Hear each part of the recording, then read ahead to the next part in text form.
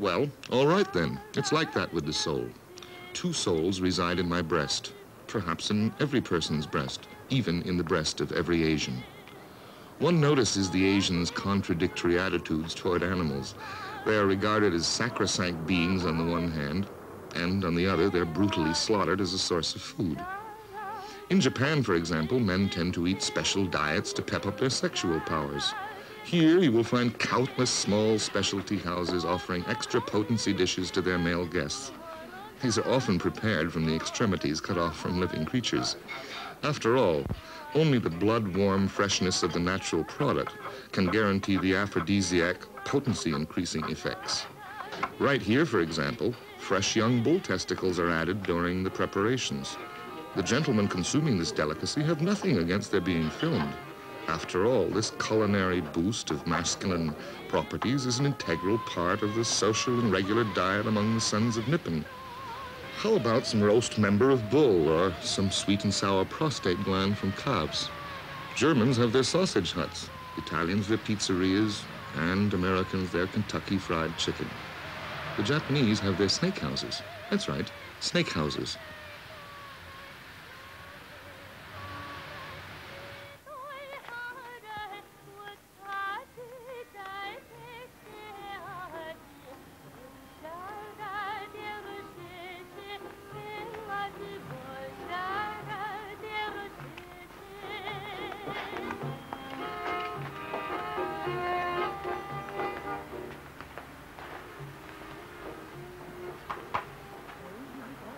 Now, that doesn't mean that these clean reptiles are the main part of the diet for gourmets between Sapporo and Nagasaki.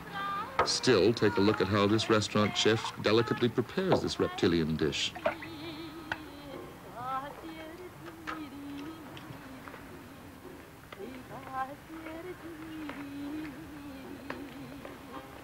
You may not think he's being particularly gentle about it, but just think.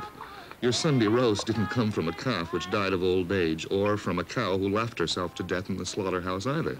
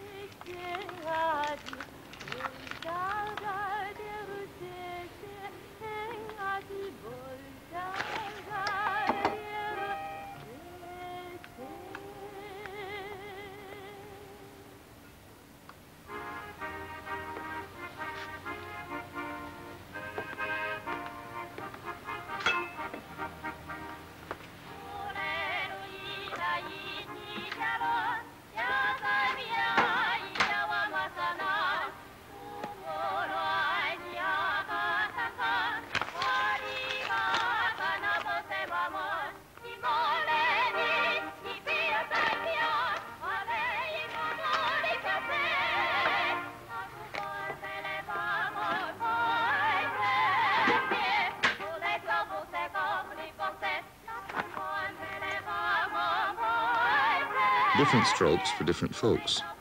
We shouldn't make too much fun of the ancient Japanese belief that powders ground from the dried Fujiyama snakes are good for one's potency.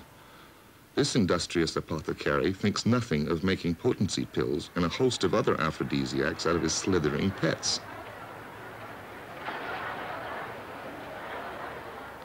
Examples like these can't go far enough in explaining most Asians' different attitudes toward animals.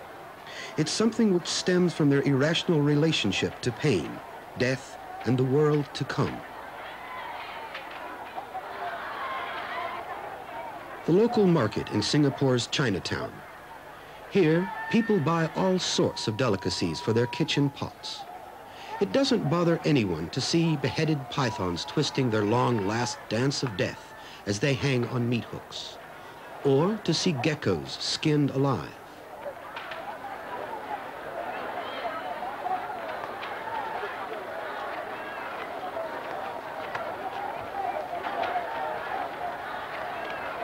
Or to see flying dogs and harmless giant bats pulled out of their cages and torn limb from limb.